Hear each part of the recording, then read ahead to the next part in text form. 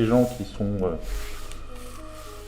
voilà, qui ont des problèmes dans leur vie, on leur augmente les impôts, ils ont commencé à avoir du mal à survivre, à vivre, et ils commencent à rentrer dans le cas de survivre. Et il y a des gens qui disent qu'il faut augmenter les impôts, qu'il faut faire ci, qu'il faut faire ça, des députés, etc. En plus, quand on leur fait remarquer qu'ils sont hors sol, ils sont dédaigneux. Ils sont hautains. Ouais, c'est vrai, en plus. De quoi elle me parle celle-là moi, je défends mon pays. Et je reviens là au problème de pouvoir, de qui possède le droit.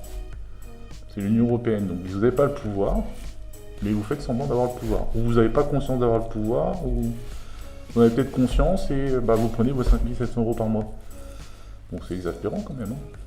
C'est surtout aussi exaspérant dans le sens où quand ils sont interviewés, des fois, ils ne peuvent pas répondre à la question que posent les journalistes. Est-ce qu'il y a aussi ça qui fait que les gens sont exaspérés? Alors, ça dépend de quelle question. C'est sûr que c'est des questions embarrassantes. Où est votre responsabilité?